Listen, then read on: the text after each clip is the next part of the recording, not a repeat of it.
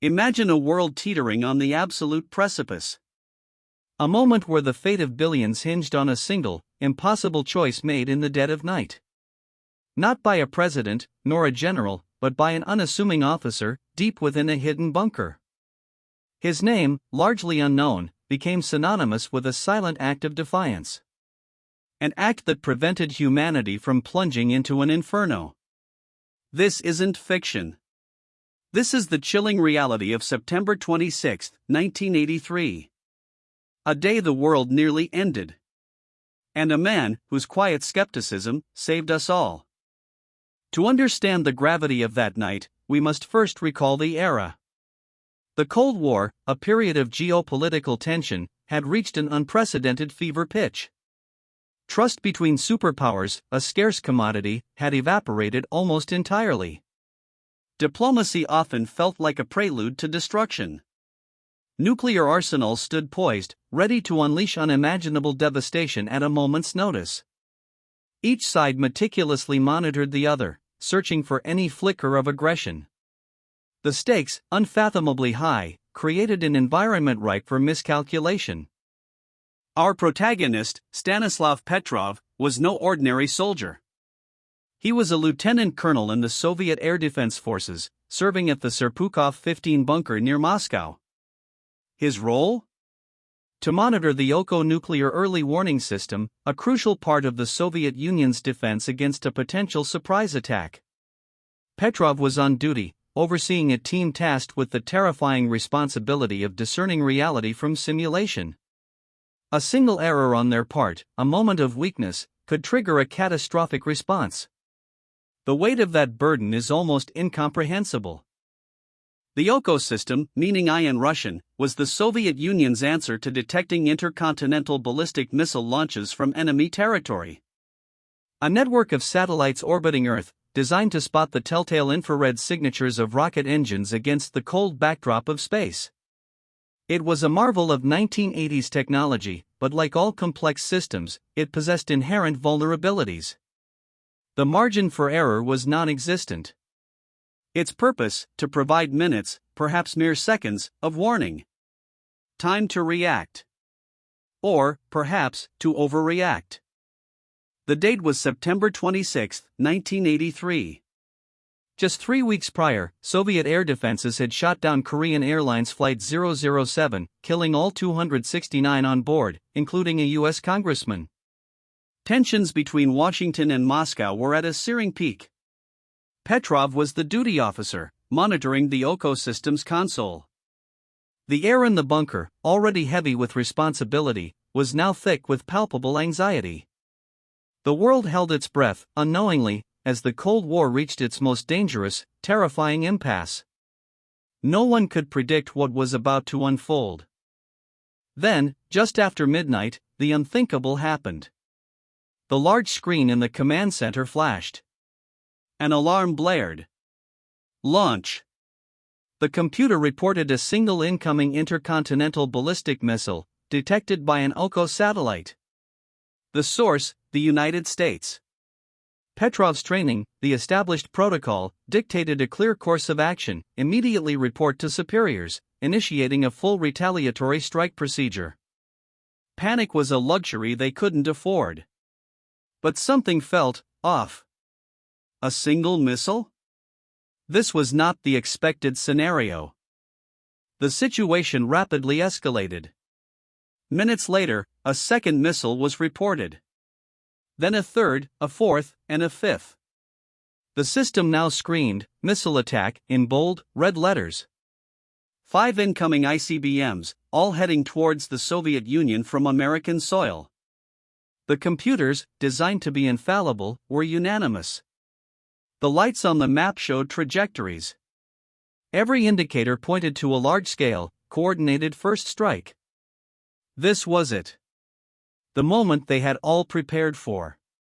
A statistical certainty, according to the machines. A reality that defied comprehension. Petrov was under immense pressure. Soviet military doctrine emphasized immediate, overwhelming retaliation in the event of a first strike. Delay was not an option, hesitation could mean total defeat. His superiors were waiting, undoubtedly expecting his confirmation to launch. Every fiber of his training, every line of the operational manual, screamed for him to report the attack. The chain of command, a rigid, unforgiving structure, demanded adherence. This wasn't merely a simulation. This was what they had been told was the real thing. The ultimate test. Yet, in that moment of unparalleled crisis, Petrov's human intuition, his skepticism, began to surface. He knew the ecosystem was new, prone to glitches. He remembered its complexities, its sometimes temperamental nature. Could it be a false alarm? A machine error on the verge of triggering World War III? This went against every protocol, every instruction. But the pattern, the logic of the attack, felt wrong. It was a faint, almost imperceptible doubt, yet it grew. A seed of suspicion, planting itself against a tide of overwhelming data. The ecosystem, while advanced, had a known vulnerability. It relied on satellites detecting sunlight reflecting off high-altitude clouds, which could mimic missile plumes under specific orbital conditions. A technical report detailed these very possibilities. Petrov, intimately familiar with the system's quirks, recalled this.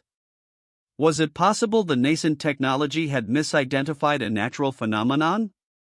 A critical design oversight, lurking in the background, now threatened to unleash unimaginable horror. The very system meant to protect, could now destroy. But it wasn't just the system's known flaws. Petrov focused on the number of missiles. 5. Why 5? A genuine first strike from the United States, he reasoned, would involve hundreds of missiles, a massive, overwhelming barrage to cripple Soviet defenses. Not a mere handful. This limited attack pattern made no strategic sense. It was illogical, almost absurd, for a nation intent on total victory. This counterintuitive aspect of the data became his strongest argument against the alarm's validity. A comparison of probable scenarios. So, Petrov made his decision. Not based on the screaming computers, but on a gut feeling, a logical deduction, and a profound understanding of potential system limitations. He declared the alarms a false alert. A single, monumental choice. He informed his superiors that the system was malfunctioning, that there was no real attack. The risk was enormous. If he was wrong, if real missiles were indeed inbound, his decision would condemn his nation, and likely the world, to annihilation. The burden of that what-if must have been crushing. It's vital to remember the hyper-paranoid atmosphere. The downing of KL-007 had already raised hackles. Soviet leaders believed the U.S. was preparing for war. President Reagan had publicly labeled the Soviet Union an evil empire, further fueling distrust. In this climate of extreme suspicion, any signal of an attack, however dubious, could easily be interpreted as genuine. Petrov's decision wasn't just about the technology, it was about countering deeply ingrained biases and the prevailing narrative of imminent conflict. A narrative that could have easily led to apocalypse. Petrov's actions were a direct violation of standing orders. The protocol was unambiguous: if the ecosystem reported a launch, it was to be treated as real, and the next step was automatic, immediate communication up the chain of command, leading to the highest levels of Soviet leadership. His refusal to conform, his insistence on independent verification, was revolutionary in its quiet rebellion. He chose a path of deep uncertainty over catastrophic certainty. He listened to the silence between the alarms, not the alarms themselves. After making his call, Petrov endured agonizing minutes of waiting. The system continued to blare its false warnings. He knew that if he was wrong, the first American missiles would soon be detonating across Soviet territory. The world held its breath, unknowingly. Every second must have stretched into an eternity. No one could truly understand the psychological toll of such a decision. The weight of potential global destruction, resting squarely on one man's shoulders. The silence that followed the alarms was, paradoxically, the loudest sound he ever heard. As the minutes stretched, the truth began to emerge. No explosions. No blinding flashes. No corroborating evidence from ground-based radar systems. The missile simply vanished. The alarms died down. It became clear the OCO system had indeed malfunctioned. The false alarm was attributed to a rare alignment of sunlight on high-altitude clouds, causing the satellite sensors to misinterpret the reflections as missile plumes. A technical glitch, magnified by global paranoia, almost led to the apocalypse. Petrov was correct. Despite saving the world, Petrov received no official accolades, no medals, no public recognition at the time. In fact, he was initially reprimanded for not properly documenting the incident in the logbook. The Soviet military preferred to keep such system failures under wraps, especially those that highlighted a potential vulnerability. His superiors were more concerned with protocol breaches than averted global catastrophe. The incident remained classified. His heroism was too inconvenient a truth to be celebrated. A quiet rebuke for a colossal act. The incident was buried deep within Soviet archives. A state secret. Admitting that their advanced early warning system nearly triggered World War III due to a design flaw would have been an immense embarrassment, undermining their claims of technological superiority and military readiness. The fragility of their defense system, exposed by a natural phenomenon, was a narrative they simply couldn't allow.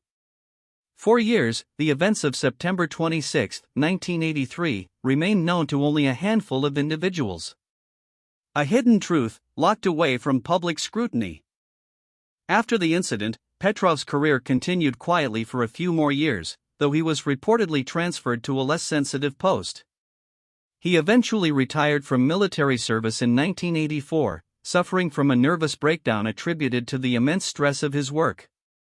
He lived a modest life in a small apartment in Fryazino, near Moscow, seemingly just another retired Soviet officer.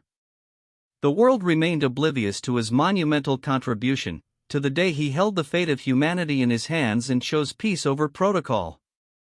A silent hero among millions. It wasn't until the 1990s, after the collapse of the Soviet Union, that the story finally began to surface. General Yuri Votintsev, former commander of the Soviet Air Defense's missile defense units, published his memoirs, detailing the incident. He confirmed Petrov's pivotal role. The world finally learned of the man who chose doubt over destruction, a decision that literally saved civilization. The truth, long suppressed, emerged, shining a belated light on an act of extraordinary courage and wisdom. A quiet whisper, becoming a global roar. Once the story broke, international recognition slowly followed. Petrov received numerous awards and honors from international organizations. In 2006, he traveled to the United States to receive a special award from the Association of World Citizens. He was honored by the United Nations, and a documentary film, The Man Who Saved the World, further amplified his story. Though he passed away in 2017, his legacy endures, a testament to the power of human discretion in the face of technological imperative, a reminder that even in the most automated systems, the human element remains paramount. To fully grasp the magnitude of Petrov's decision, consider the alternative. A nuclear war between the US and USSR would not merely have been a conflict. It would have been an extinction event. Millions, perhaps billions, would have died in the initial blasts. The subsequent nuclear winter, caused by widespread fires and dust, would have plunged the planet into an ecological catastrophe, leading to mass famine and the collapse of global civilization. Petrov didn't just save human lives, he preserved the very possibility of a future for all life on Earth. A statistic almost too vast to comprehend. Stanislav Petrov's story is a profound reminder of the fragility of peace, and the immense power of an individual's moral courage. In a system designed for immediate, automated response, his skepticism, his refusal to blindly trust the machines, became humanity's last line of defense. His actions highlight a critical lesson: technology, however advanced, is ultimately a tool. It is the human hand, the human mind, and critically, human judgment, that must guide its application. And sometimes, the quietest decisions echo the loudest across the annals of history, silently saving the world.